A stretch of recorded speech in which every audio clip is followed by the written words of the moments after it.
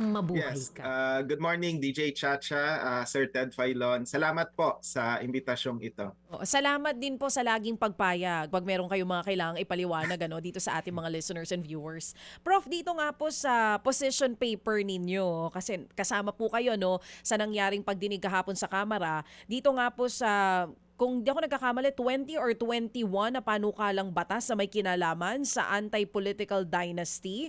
Nagsumiti po kayo ng position paper at may 4 na punto po kayo na binabanggit dito. Ang sinasabi ninyo, kailangan genuine or tunay na batas ang kailangang maipasa at hindi lang basta pangalan at on paper.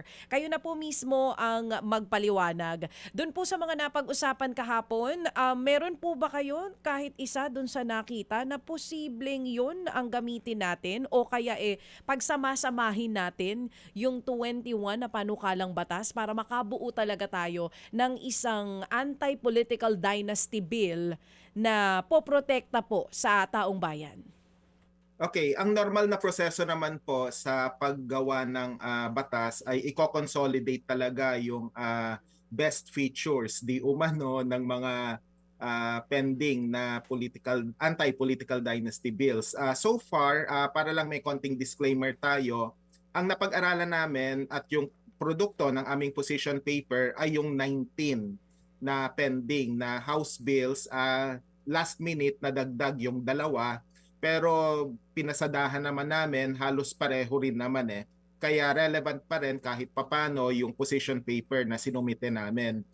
Basically, ang 4 na characteristics na nakikita naming dapat na siguradong maisasama sa genuine anti-political dynasty law.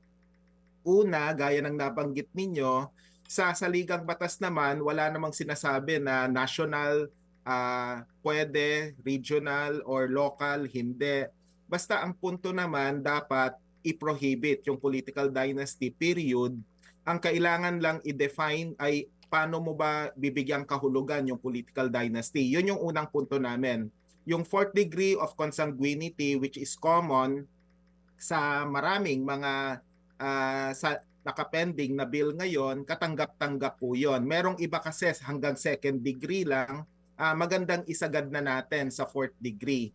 Pero ang realidad din naman sa ating mga politiko, dapat ikonsidera din natin.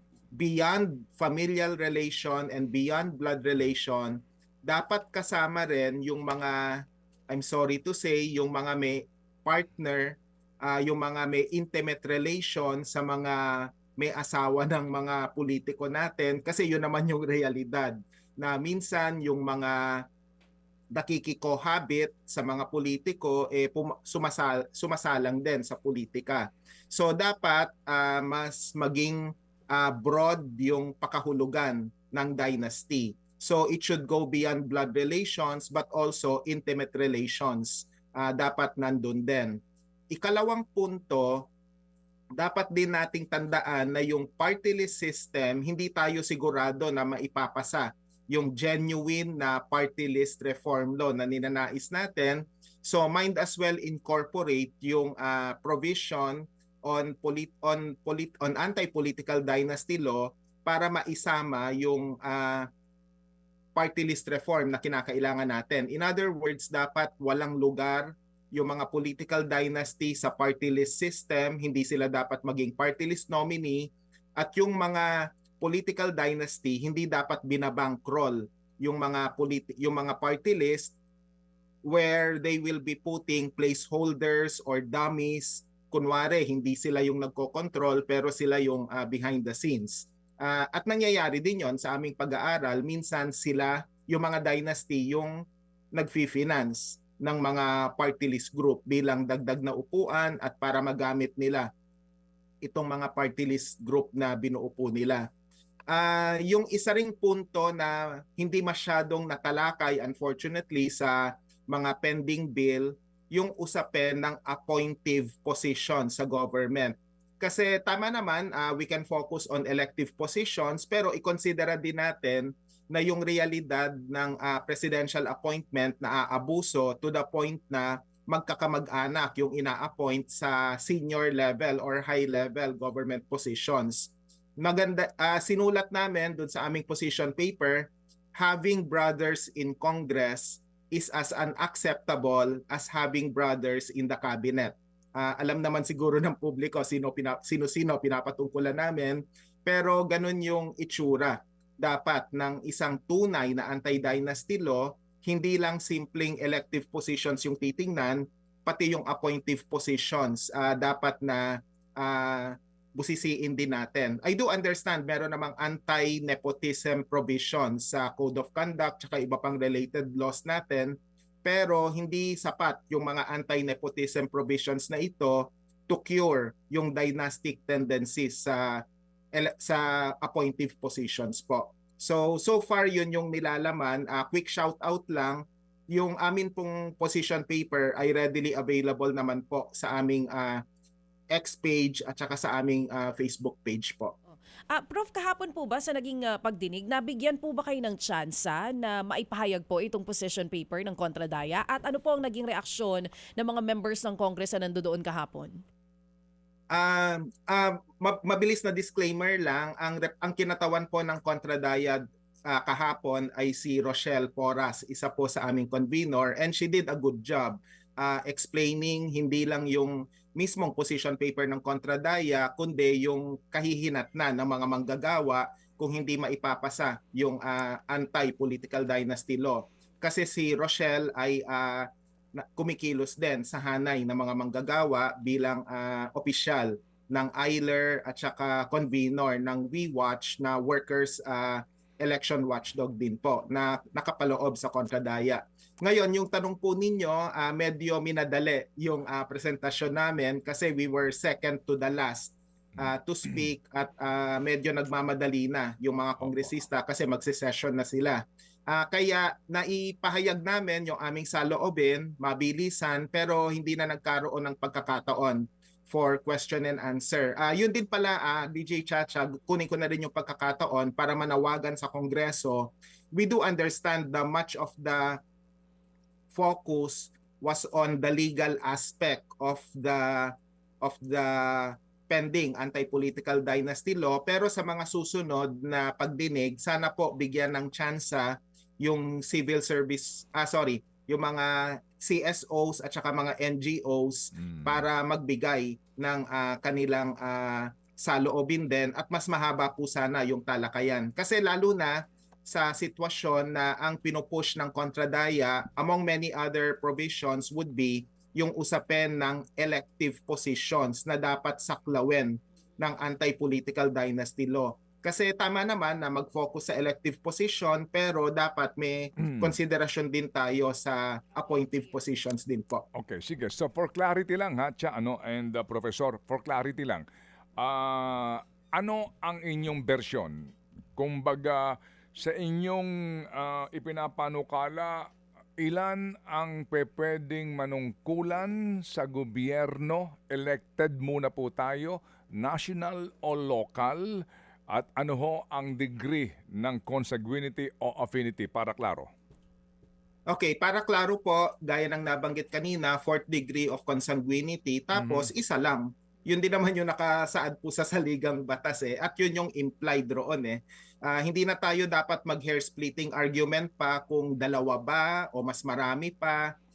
Dapat isa lang. Kasi yung usapin ng equal opportunity, posible yan in an ideal setting na meron kang demokrasya na may sense of delikadesa yung mga politiko, tapos yung political parties are defined along ideological lines. Kaya nga sa ibang mga bansa, totoo naman walang anti-political dynasty law kasi more or less, of course it's far from perfect, pero nagwo-work naman yung kanilang party system na napaka-ideological, malinaw yung pagkakaiba. Okay. Sa atin iba masyadong personality-oriented, kaya dapat isa lang. Okay? Sorry na pahaba yung explanation, pero yun yung sagot po namin. Para malinaw, Prof, itong ating usapan. Kasi nga, napakainam po na muling ilagay sa period ng debate itong isyong ito, nang sa ganun po malaman ng ating mga mambabatas kung anong damdamin ng mga tulad po ninyo at tulad natin, mga mamamayan. Okay. So sa kanila, isa lang. So kung presidente na yung yung tatay o kapatid, wala nang iba na pwedeng Yes. manungkulan. Okay, kahit nasa Yes. barangay. Opo, tama po Okay, kayo. sige. Barangay party list kasama Party list. na. Kaya Okay, isa sige. lang talaga, Okay, isa sige. lang. So kumbaga, kung senador na tatay mo, wala ka ng anak na congressman, asawang congressman, o kaya naman, Yes. opo, yun ang sinasabi po ninyo. Opo, Tama? Okay. tama po. Okay, kasi nga, yun po basically nga, ang spirit and intent ng ating saligang batas, no? Maaari sabihin, sa ibang bansa mauunlad, doon wala silang ganong batas eh. Di ba? Si George Bush. Exactly. Anak niya, Bush din, naging presidente, etc. Pero sabi nga niya, kasi doon kahit papaano may delikadesa. Kasi po sa atin dito, ang delikadesa po, hindi nabibili sa Shoemart. Yeah, joke. Yeah. Okay, Hindi, ganito. tsaka wala yata sa bokabularyo nila Okay, ganito. yung Sige. delikadesa. Opo. Ako ho naman, ang sa inyo po kasi ay kumbaga, ano na ito, no? Tawag dito. Kumbaga hardcore. May mga sabi nga to be more realistic. Ito ho, Yes. ano, si Ginoong Erice, maganda rin ang kanyang panukala. Sabi niya, maging realistic tayo dito para makalusot ito. Sabi niya, kahit dalawa lang. Kung meron isang national, isang local. At saka second degree ang papayagan dito. Pwede yung asawa, senador yung tatay, congressman yung anak. Kumbaga, senador yung tatay, gobernador yung asawa. Pwede pong ganon. Dito ho talagang tingin po ninyo, hindi na ito katanggap-tanggap para sa inyong grupo. Tama po 'yon. Hindi po katanggap-tanggap kasi usapin ito ng hindi lang delikadesa kundi hindi pa equal opportunity dapat maging equity, may sense of equity sa ating election system. Bakit natin ide-deprive yung mga tao na kaya namang manungkulan pero limitado yung rekurso at walang pamilyar na apelyido, hindi sila nabibigyan ng kaukulang tsansa. Tapos, let's not give the wrong message to our children and to the youth na yung mga pamilyar na apelyido lang yung may capability to govern. Una sa lahat naman makakaya At yung paglilingkod bayan, hindi dapat dinedefine lang sa apelyido. Ulitin lang natin Sir Ted, even at the risk of sounding like a broken record, totoo naman, kokonti lang yung mga bansa na may mga anti-political dynasty law, nakakonsentrate sa Latin America. Tapos sa Mexico, sa 2030 pa ipapatupad yung some semblant of anti-dynasty, pero may kinalaman pa sa dynasty succession, yung bawal yung sunod-sunod, hindi pa yung sabay-sabay. Pero ulitin ko lang, dito kasi sa Pilipinas, we defy all political theories or even economic theories that are available In fact, kahit nga sa ekonomiya, yung mga kilalang ekonomista tulad ni Simon Kuznets na napaka-establish ng teorya niya sa development, hindi sinusunod sa Pilipinas Technically, we should be post-industrial now, pero batay kay Kuznets, pero hindi nasusunod kasi we defy the basic precepts. Kaya hindi po pwedeng sabihin na porke mayorya ng mga bansa walang anti-political dynasty law, we can come up with no political dynasty law at all or something that is watered down, yung binanggit ninyo, hanggang 2, hanggang 4, second degree, fourth degree of consanguinity. Ang bottom line dito, we have to follow kung ano nakasaad sa saligang batas at doon wala namang sinabi na we have to limit. Hindi limit prohibit ang ginagamit na termino po sa saligang batas. At alam naman natin yung translation ng prohibit sa wikang Filipino, ipinagbabawal po. Okay. Opo. Sige. So dito po sa inyo, again, para mas klaro, sa inyong panukala, isa lang ang manunungkulan, elected of public official sa 50 posisyon sa gobyerno. Pero Tama po. pero hindi na kayo magbabawal kung yung gobernador na nanay ay nananalo, nakatatlong term na at tatakbo naman si mister o yung kanyang anak sa posisyon. Hindi kayo nagbabawal doon.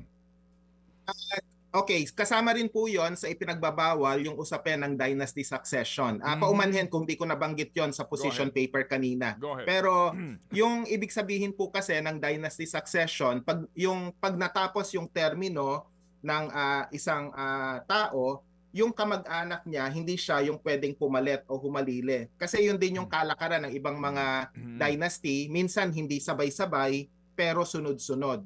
Kaya ang ayaw natin na mangyari, hindi lang yung sabay-sabay na tumatakbo at nananalo, kundi yung sunod-sunod na pag-upo sa Okay. pwesto. Yan. Yes. Sorry po hindi malinaw kanina, Hindi, pero kaya nga. buti na lang nilinaw po Alam niyo ho, ninyo. napakainam mga nito. Klaruhin natin, di ba, Tsa, para maintindihan natin itong isyong ito, maunawaan po natin ng lubos. Dito po ngayon sa sinasabi ho naman ng version nila Speaker at nila Congressman Sandro Ah, Marcos. Opo, binasa ko po yung provision, di ba? apa, Oo, apa. opo. Ito ho ay ito ho ay ang ito ho naman ay kanilang version pa lamang. Ano ang take niyo po naman dito in summary? Naglabas na po kami ng hiwalay na pahayag tungkol sa House Bill number 6771 na pinatutungkulan po ninyo. At sinabi namin, sorry, medyo malupit, it's anti-dynasty in name, but it is actually pro-dynasty in essence. Kasi balikan natin yung pinag-usapan natin previously, wala talagang pagbabawal doon sa usapin ng dynasty succession, tahimik yung House Bill number 6771. So in effect, tinotolerate niya yung dynasty succession. That makes it unacceptable. What makes things worse is may limitasyon sa dynasty pero defined lang per legislative district, per provincial area, among many others. Pero pwedeng magsabay-sabay na tumakbo, hindi lang sa usapin ng national at saka local. In fact, may implication pa nga na minsan may mga dynasty kasi hindi lang isang probinsya o isang baluarte yung kanyang pinanghahawakan, kundi iba pang probinsya. So kung ipapatupad yung House Bill 6771 as a law, posible pa rin mamayagpag yung mga political dynasty. Posibleng sasabihin ng tatay o anak, doon ka sa kabilang probinsya, magkaroon ng residence para doon ka tumakbo. Tapos sabay-sabay tayong magdo-dominate.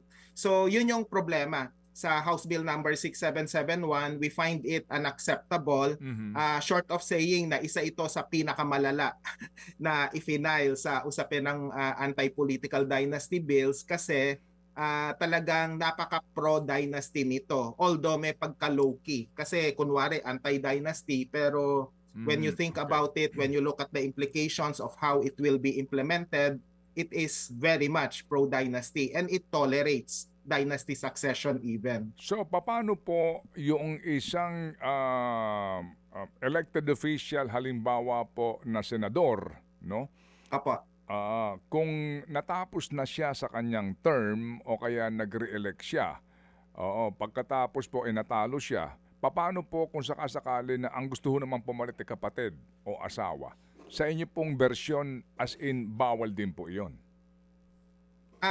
Okay, linawin natin. Natapos na yung kanyang termino, tapos hindi na siya pwedeng tumakbo. Ang Tatakbo yung tina-target kapatid. na papalit, Yung yung kapatid, hindi po pwede yon kasi Okay. that would be dynasty succession already. Okay, sige. Walang problema sa usapin ng re-election. Halimbawa, tatakbo siya at eligible pa siya para tumakbong muli, hindi po problema yon kasi nasa alituntunin naman yon ng ating election law. Ang iniiwasan natin dito, Sir Ted, yung succession up to the 4th degree of consanguinity po. Okay, so yan po ay sa lahat na po na posisyon, ano po, ang kaninyo, yung Opo. succession. Pero kung ito Tama pong, kung itong dating gobernador naman, na nakatapos ng kanyang term ay tumakbong vice governor, pwede yun. Actually, that's part of gaming the system. Medyo nakasimangot naming tatanggapin yon. Kaya lang, technically legal po siya. So, wala Okay. po tayong magagawa, Oo, unfortunately. kasi nga ang gusto ho talaga nila dito is total eh. Meaning, yung equal opportunity as in equal opportunity, iba naman kumbaga. Pero pwede Tama ho ba po. na magpalipas ako ng aking term as senator, magko-congressman naman muna ako. 3 years. Pagkatapos ko ng 3 years, bibigyan ko ng franchise yung anak ko. Hindi. Pagkatapos ko ng 3 years, tatakbo naman akong senador ulit. Kung mag-isa ka lang po, tama po kayo, nakasimangot nating tatanggapin yon sapagkat hindi siya nagba-violate sa sa genuine na anti-political dynasty law kasi ikaw lang yung tumatakbo, mag-isa ka Okay. lang na tumatakbo. Okay. Ano po ang inyong katwiran o salag naman sa kaisipan na mahusay na lingkod bayan yan gusto ng tao yan ba't mo naman pipigilan yung tao na ihalal siya? Hindi ba? Mahal siya ng tao at napatunayan ng tao ang galing niya maglingkod. ba't mo naman siya pagbabawalan? O yung kanyang asawa o yung kanyang anak na maglingkod, inihahalal naman sila ng ating mga kababayan. Alam po ninyo sa monitoring namin sa mga nakaraang halalan, ang mga nahahalal, hindi naman natin nilalahat, pero may mga nahahalal na bunga ng pandaraya hindi dahil mahal sila ng sambayanan. Pero tinatanggap din naman natin na posible regardless of surname, baka may mga tunay na lingkod bayan talaga na tunay na tumutulong sa mga mamamayan. Walang problema roon. Sige, tumulong sila. Pero ang tunay na leader at ang tunay na lingkod bayan alam when to let go. Parang si George Washington sa Estados Unidos halimbawa, sa totoo lang nung nagsimula yung election system sa US, wala namang usapin ng term limit, you can run as often as you want, pero si Washington mismo ang nagsabi na hanggang isang termino lang ako, iba naman. So kung tunay kang lingkod bayan, isa sa mga traits mo yung pag-develop ng second liner na sana hindi bahagi ng pamilya mo kundi ng mga tunay na naglilingkod bayan, yung mga second liners mo, hindi mo kamag-anak at sa kanila mo ibibigay yung pagkakataon na baka mahalal sila ng mamamayan at baka tulungan din sila. Alam mo Sir Ted, there's nothing that prevents everybody, including members of the political dynasty, to campaign for whoever they want to succeed them. Minsan nga yung mga incumbent ina-anoint na nila yung yung mga papalit sa kanila. Pero itong genuine anti-political dynasty law na ninanais po natin, gusto nating iwasan yung feudal relations na mamayani sa iba't ibang bahagi ng bansa. And by feudalism, we mean yung usapin ng patronage brought about by yung family members seeking elective positions or even appointive positions as a birthright, as if hereditary entitlement mo yon. Yun yung pinipilit po nating tanggalin. Opo, kasi nga dyan na ho nanggagaling yung baluarte ng mga Exactly. kataga. Opo, baluarte namin yan kasi Exactly. lolo ko pa ang dating Opo. gobernador dyan Sir, baka lang po may hawak niyo yung record. Sa ngayon ho ba, ilang miyembro ng Kamara de Representante o maging ng Senado, opo, ang may mga kamag-anak po sa party list na nakaupo ngayon? Meron ba kayong hawak na record dyan? Ang na-flag po ng Kontradaya sa pagkakaalala ko, ngayon yung mga incumbent under the 20th Congress, ang red flag po namin nasa 80% ng mga nakaupo sa party list na talagang hindi tunay na kumakatawan. I'm sorry kung wala sa akin yung eksaktong bilang ng political dynasty kasi naghahalo-halo sila Opo. Merong political dynasty, merong big business interests among many other red flags po namin. Okay, so ibig sabihin po kasi nga nila Ginoong Danny Araw dahil sa pati ho party list nga sinalaki na rin nila. Ngayon mayroong Opo. nakaupo sa Kongreso na magnanay party list po, no? Ngayon may Yes. nakaupo diyan. So practically Yes. po, ngayon 80% ang merong kaninyong question doon sa representasyon. Pero Opo. may particular ba kayong record? Ilan talaga dyan ang magkakamag-anak, magkuya, nagnanay, magtatay o magpinsan ho na party list naman yung nakaupo doon at sila po sa district? I'm sorry, babalikan ko po Okay, kayo sige. tungkol diyan kasi wala yung data ngayon sa akin. Opo. Pero yan po, kasi nga din po, ang pinag-uusapan nga natin dito, paano pa yung equal opportunity kung pati po party list kaya nilang manipulahin kasi may specific kapag may baluarte ka, so makakakuha ka na ng enough votes to get one seat. So Opo, kontrolado tama mo po na dyan. yan. Kung bumibili ka ng boto as governor o congressman, sasabay ko na yung party list. Hindi ba? Para meron na akong baluarte. Kaya ngayon, ito ho ang nangyayari. May mga party list dyan, yung iba nga, contractor na rin. Kasi nga din, contractor na po yung district congressman, contractor pa ho yung party list. Opo, tama po yon. At para sa kaalaman din ng mga kababayan po natin, yun yung dahilan kung bakit yung more than 100 na party list group, hindi tayo masyadong familiar sa kanila kasi yung iba sa kanila hindi na nangangampanya. Or kung nangangampanya man, dun sa baluarte na lang nila. They engage in vote buying among many other illicit practices kasi para makakuha ng isang upuan, you need something like 200 to 250,000 votes lang.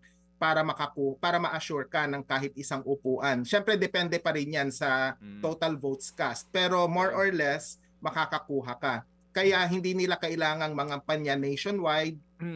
Kaya nga in terms of the grander scheme of things, para sa mga political dynasty, parang isa ito sa mga murang pamamaraan, relatively speaking, at one of the cheaper ways para makakuha ng isang upuan po sa sa House of Representatives. So magandang punto po 'yon. Opo. So ngayon po, Sir Dan, ano po ang inyong masasabi po sa ngayon pa lang sinisintensyahan na po yan, hindi yan papasa. In the Senate, mukha pong hindi rin po ito lulusot.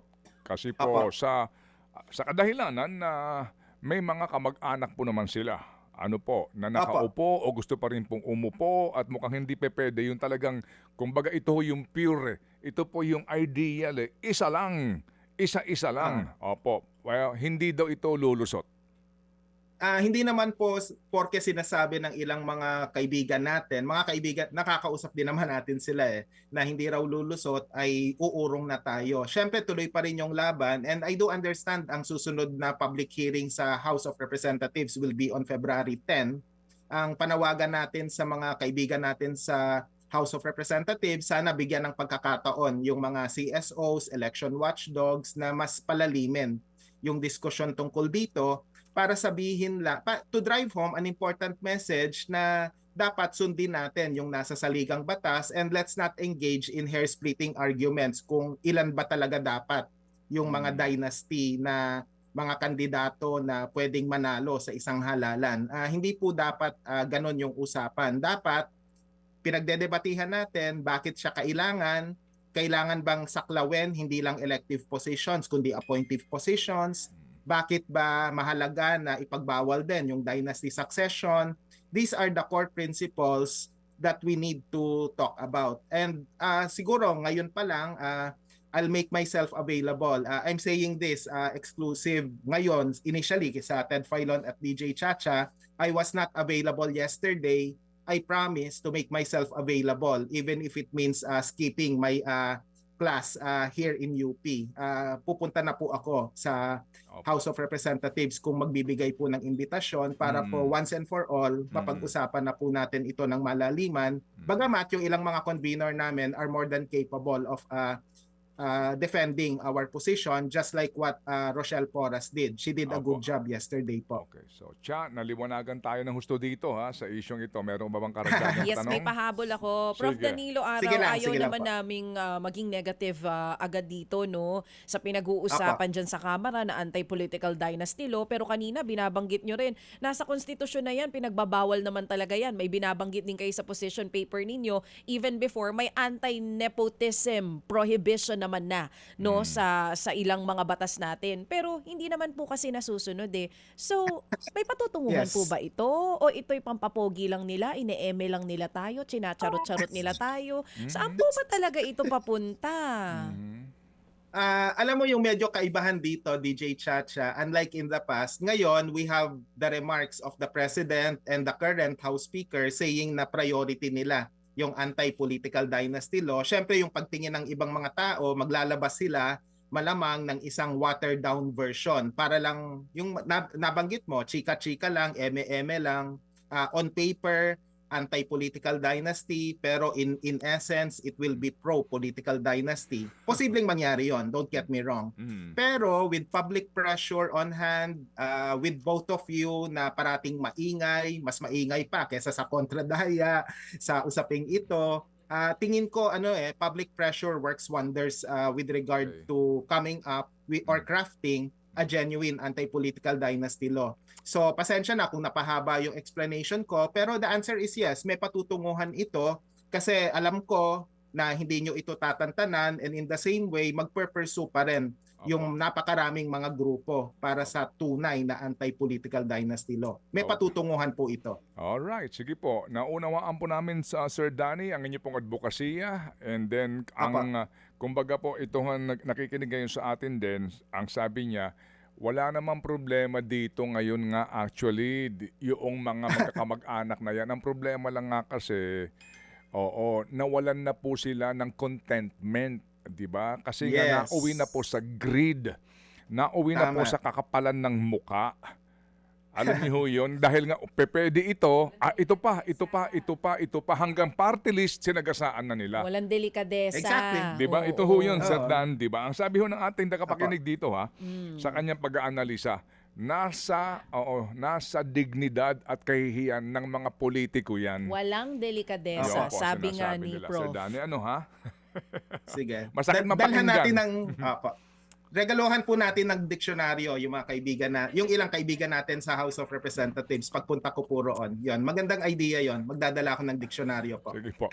Salamat, Sir Danny. At kami po ay kaisa po ninyo sa advocacy yang ito. Sa provision po na nagsasabi, dapat po ay meron po may equal na oportunidad ang bawat Pilipino na maging lingkod bayan. Salamat, Sir Danny. Mabuhay. Maraming salamat, kontradayang pagbate. Mga kapatid, brothers and sisters, saan ka pa? Dito na tayo sa totoo. Dito na tayo sa True FM. Mga kapatid, mag-subscribe and follow po kayo sa social media accounts ng True Network PH. Yan po kami. Hanapin nyo lang True Network PH, Facebook, Instagram, YouTube, TikTok, and podcast. Mapa Apple or Spotify man yan, mahahanap nyo kami. Lahat ng mga napapanood at napapakinggan nyo po sa programa, nasa social media accounts namin yan. So, paano mga kapatid? See you sa social media! Dito tayo sa totoo, tunay at tapat.